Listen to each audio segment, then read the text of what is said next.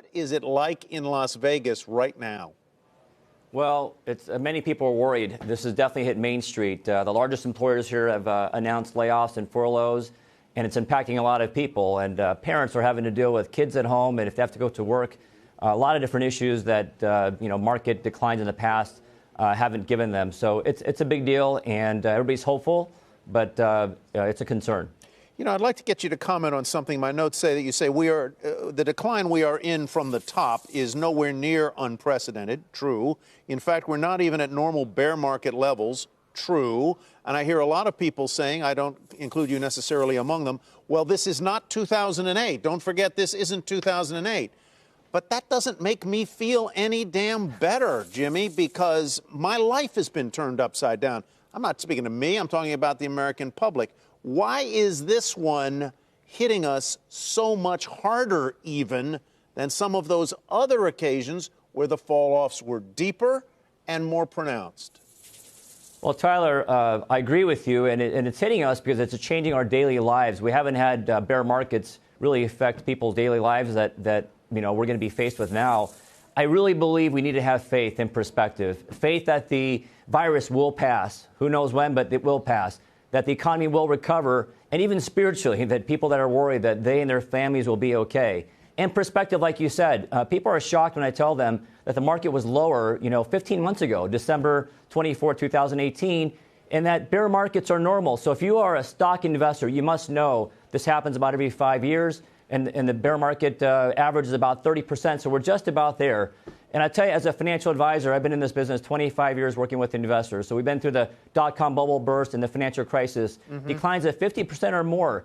And I wish the only thing I could change is if I could go back in time to those big bear markets and other steep ones, is if I could convince more investors that could to allocate more to their equity portfolios at their time. Yep. We want to make sure that advisors, this is our time to shine, to talk to their clients. There are many clients out there on the phone, minute by minute, day by day with advisors. The outcome of those calls will be critical for the success of those clients. So I think it's very important, and advisors need to do their job. Right. And I'll tell you, we need to have a playbook, and the one option that's not in my playbook is panic selling. Yeah. All right. That's a good point to transfer over here to Larry Glazer. Larry, one of the things that has been taking place in the market over the past decade or so have been massive buybacks. That is money, cash, capital that corporations have used to buy in stock, to raise the price of the stock, to inflate through financial accounting the earnings per share. But now these companies are going to find, aren't they, two things. One, because they don't have the cash reserves, that their dividends are going to be a little harder to meet, number one. Number two, that they may have to tap their revolving credit lines to the extent they have it. And don't you think they wish they had that cash now? Tyler, you make a really good point, and I think we need to look at the overall financial landscape, and buybacks are a big piece of that. And we have seen record buybacks the last few years, and those buybacks exceeded the record levels of 2007, and we see where that got us. And there was a recent Harvard Business Review study that talked about buybacks really providing very little economic benefit to the broad public, to the middle class, to the working people of this country. Sure, I like higher stock prices as much as anyone, but what we've effectively done is exceeded all levels of buyback and transferred the burden due to the tax cuts that we saw a few years ago onto the American public. The record deficit, the record debt has all enabled this level of buyback.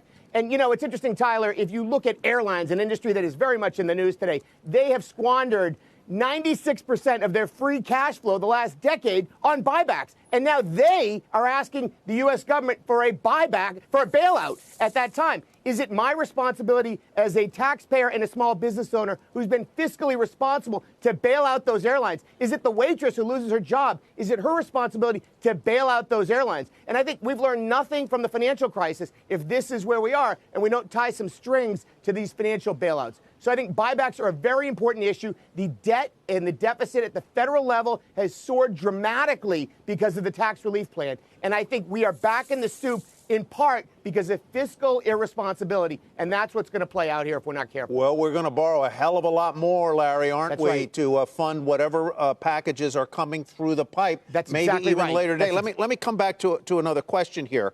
Sure.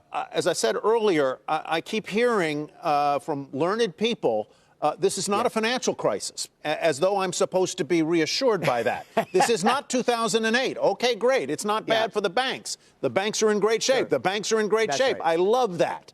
But at some point, if hundreds and thousands of businesses call on their revolving credit lines at once, the banks won't be in great shape. Am I wrong? Right. You know, Tyler, even on that point, look, most families in America live paycheck to paycheck, and most businesses also live paycheck to paycheck, as we are finding out right now. You know, we go to familiar terminology in times of turbulence like we're seeing. We talk about recessions. We talk about financial crisis. Those terms don't apply in a global pandemic. And like our other guest said, there is no playbook for a global pandemic. But here's what we do know.